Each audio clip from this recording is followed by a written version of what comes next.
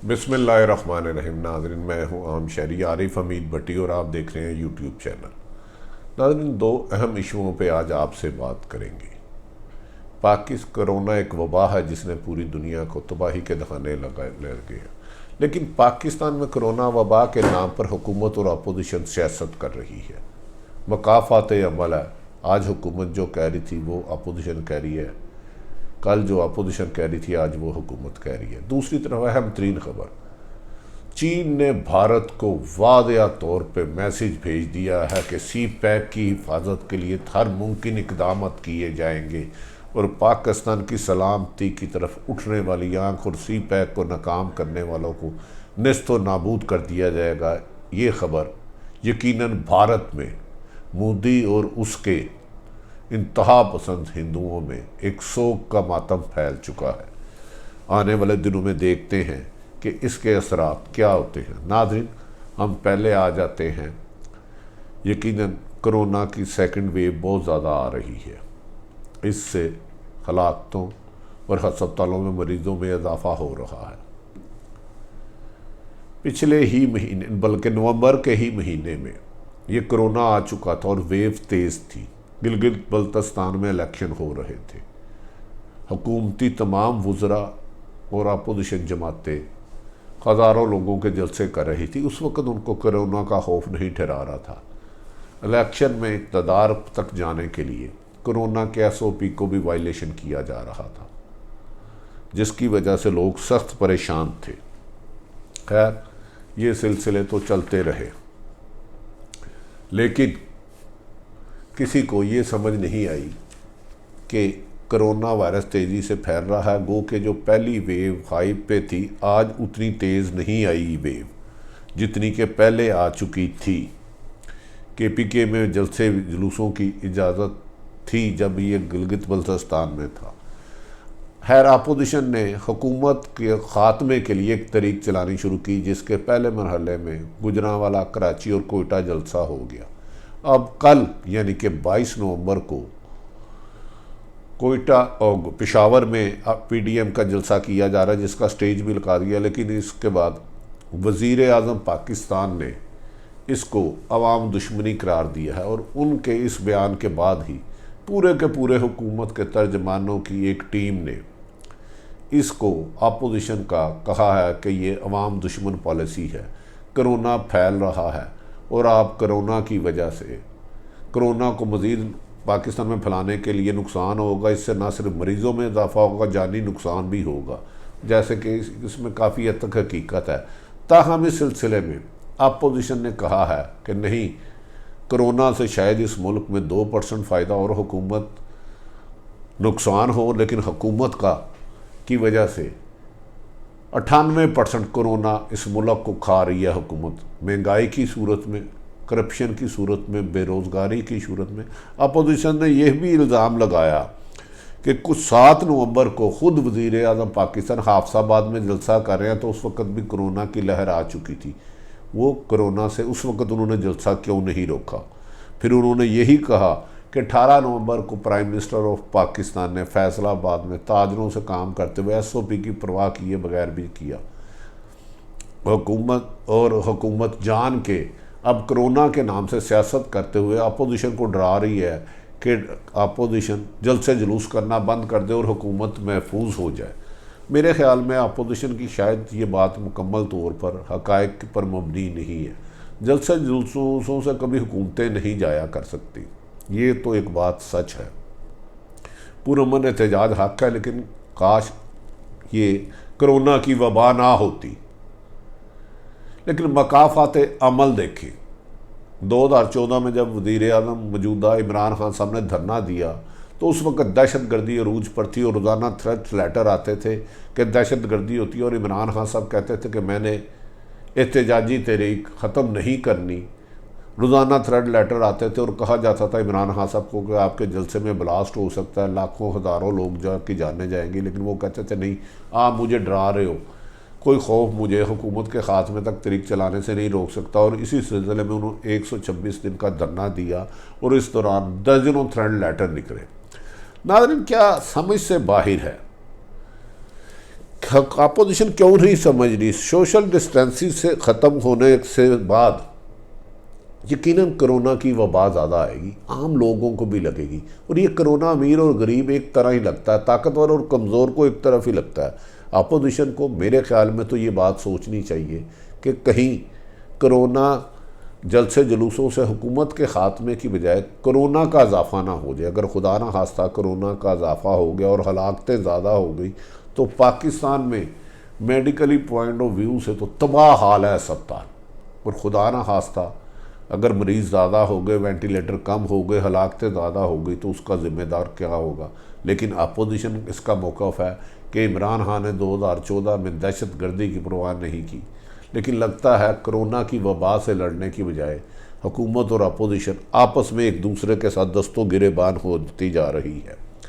कल के इजलास पेशावर में जो जलसा हो रहा है कि PDM का से KP के हुकूमत ने उससे इनकार कर दिया, किसी किस्म की सिक्योरिटी नहीं देगी और इजाज़त नहीं होगी, जबकि अपोजिशन बाजिद है।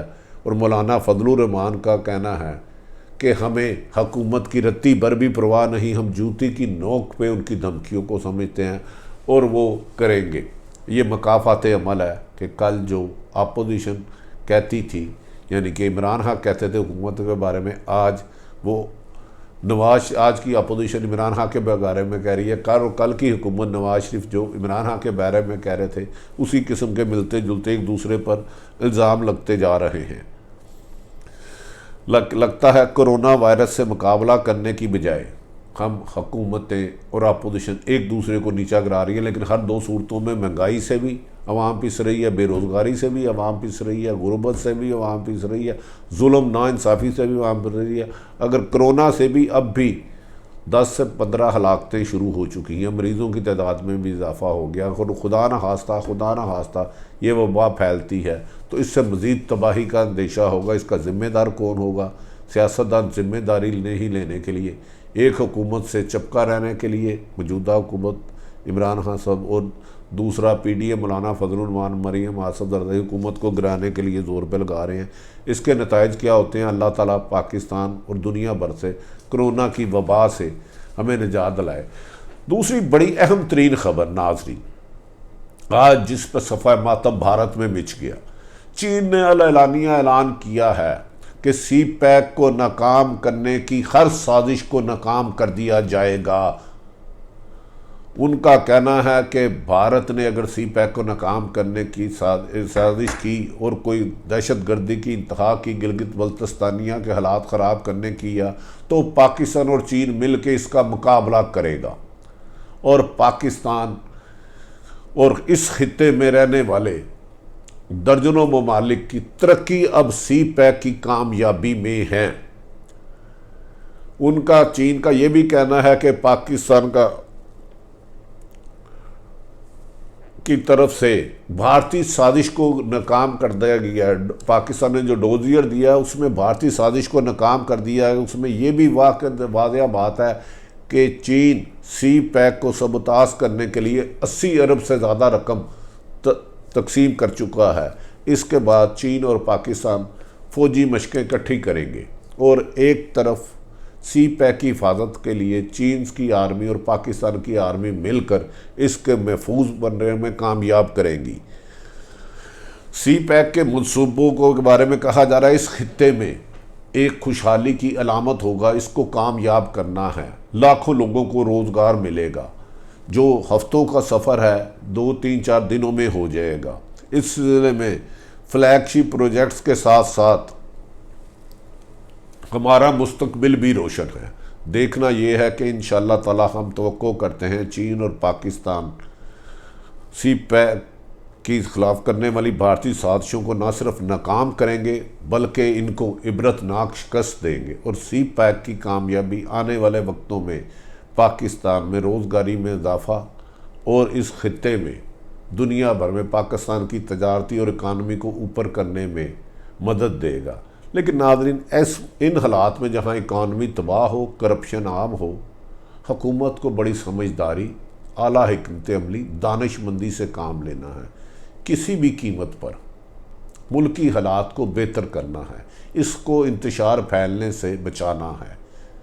हुकूमत को चाहिए जिद और हट धर्मी की बजाय अपोजिशन के साथ डायलॉग की तरफ आए, उनके बैठ के अगर कुछ खदशात है और दूर करे, और अपोजिशन को भी चाहिए पुरअमन एहतजाज ज़रूर करे, लेकिन कोरोना वायरस की वजह से जलसे जुलूसों में सोशल डिस्टेंसिंग नामुमकिन है।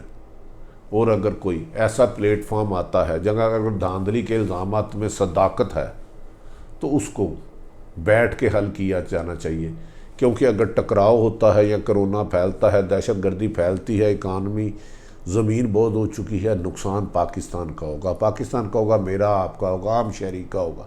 इधर चंद बड़े सियासतदान और दीगर ताकतवर हल्के, इनकी ज़्यादातर प्रॉपर्टियाँ बैरून मुल्क है। ये पाकिस्तान में विजिटिंग प्रोफेसर की तरह हुकूमतें करने आते हैं, ताकत लेने आते हैं, पैसा कमाते हैं और बैरून मुल्क ले जाते हैं। 97-98% पॉपुलेशन की बड़ों की कब्रें भी इधर है और उन्होंने ही मरना है, इनका मुस्तकबिल इधर है।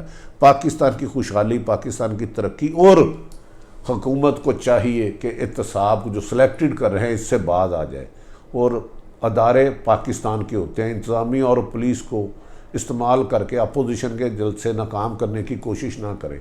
जब जिस मुल्क के अदारे जानिबदार हो जाते हैं वहाँ तबाही और अनारकी फैलती है, क्योंकि अदारे हुकूमतों के होते हैं, सियासी शख्सियात के नहीं होते। लेकिन अपोजिशन ने अगर ज़िम्मेदारी का मुजाहरा ना किया तो पाकिस्तान वाले होने के नुकसान के ज़िम्मेदारी अपोजिशन पर भी आएगी, और कोरोना वायरस से बचाव मेरा, आपका, हम सब का फ़र्ज़ है।